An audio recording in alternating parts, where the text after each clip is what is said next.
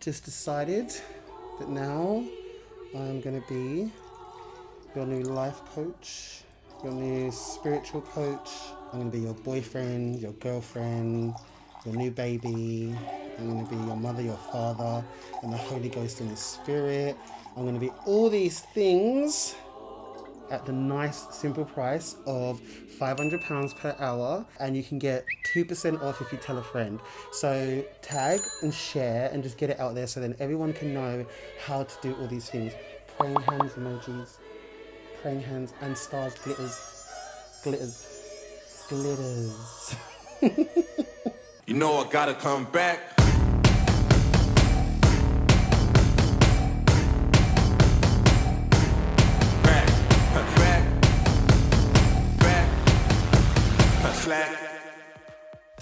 Let me just take that off. So welcome back to my channel. So today what we're actually going to talk about is a virus that I've recognized that's been happening in the pandemic anyway, and that virus is something that some see and some don't see, but I can't unsee it, and it is social media scammers scamming, lies, fraudsters, charlatans, whatever you want to call them.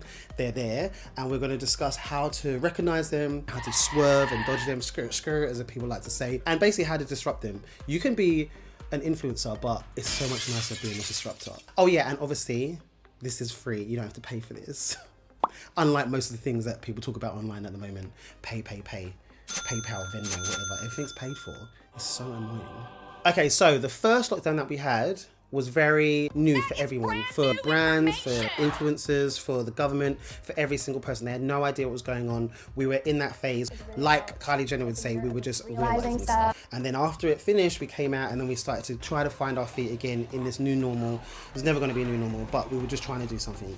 The second lockdown came, and then that's when the scars from the first lockdown were apparent, and brands and those influencers again, they could see these scars and they realized that this is a place where they could capitalize on. And that's when you've got people coming out being like, I have a corona body now from there. And then the fitness ones were like, oh, don't care, I can fix that corona body for you. They using stuff because they know it's there and that's a scar for you.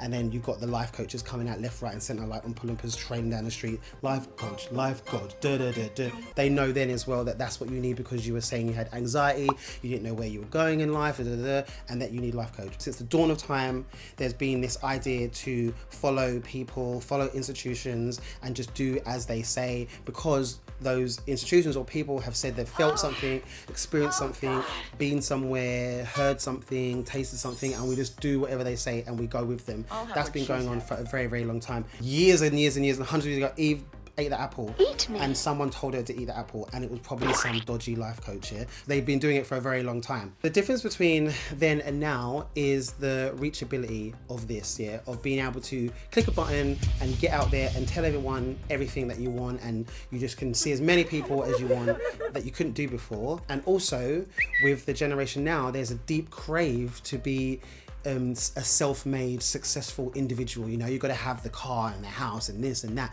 the babies, the office, the name, the CEO on your bio, this, that. This is what everybody wants, and you have to work for it. But people are more interested in being called those things than actually going and do the work, proclaiming yourself self-made. So that's where I think the problem lies, where the scamming starts happening. They just want to get to the position of saying there are those things without actually doing all the work. And scamming comes in all different forms. For instance, at the moment now, we are obviously in this tier 3 space that we didn't want to be, and that if we kept ourselves to ourselves we wouldn't be, but you know, whatever. We have the scammers out there willy-nilly finding loopholes to creep through, to get through, so then we can be like, oh, you know, we're still having classes, and oh no, we're still teaching here, we're now a gym now, and we're not going to teach classes, but you're going to teach yourself, the teacher's going to be watching you from bloody Monaco or some shit. I don't even know, but they're just finding ways to not actually close. The reason why we're having these tier 3 isn't because they just want people to close down and because they're like, let's make a rest or something because it's summer holidays. No, it's because too many people now have contracted coronavirus more than what they were expecting, so they need people to close. Finding gaps to continue to do stuff is just going to keep us here. From my first video, what I said is where we're going to be. All these Dubai trips and all that shit, you think it's a surprise that we're back here? because everyone's going here, there and everywhere. The planes are chock-a-block full of people with masks on their face like up to here. The scam will live on. Okay, so now we're going to talk about how that information actually gets to us and how it gets permeated into our brain and into our soul. It's not always going to be like big massive attacks on us like, oh my god, you're fat, oh my god, you're like mental or whatever. It's small subtle changes here that happen, and it comes to us in tiny little like whispers, like little whispers, and it might be like, oh my god, girl, like you should just like put a little lip on your eyeliner or something up here, you know, it's going to change it. Try it out. You do it for like 10 minutes. You're like, oh, it looks busted. I don't like it, and then you're done. Hasn't affected you too much. So you think? Then the next time they say, oh my god, tint both of your eyebrows. And you tint them. It lasts 2 weeks now. That change, but you know, it looked good for some days, didn't look good other days, and it's done.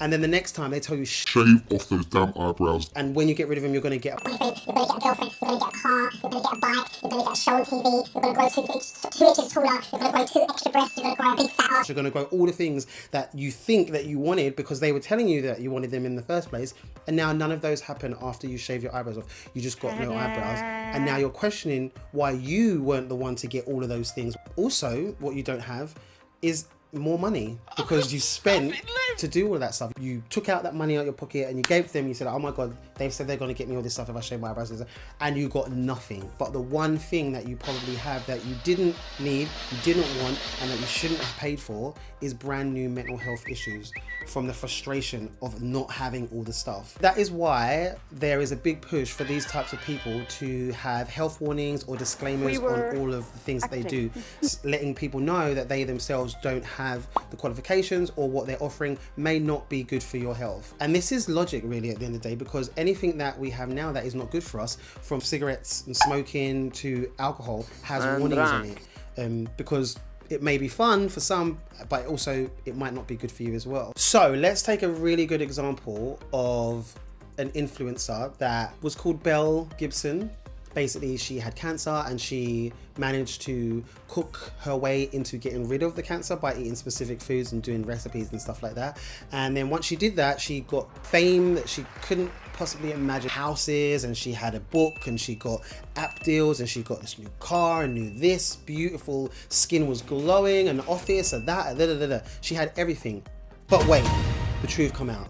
She didn't actually get rid of the cancer, which is really sad, because you want the best for people, and that's what you wanted for her, and that she managed to do that. You wanted it to be true, because oh my god, she's telling all these people that she cured her cancer through eating, but now you're realizing she didn't, and she still has cancer. But wait, another lie come out. She never even had cancer. So my girl was lying about having cancer, about curing cancer, because she didn't even have anything. But she was telling people with cancer that she cured cancer through eating stuff, and they were believing her. But wait, another lie came out. She said she was giving all this money that she was making from all of this stuff to cancer research, but she wasn't. She was spending it. So all of that she made was going back into her pocket. All the lies that she had going on, all the I saved myself, all the I cured cancer, she lied.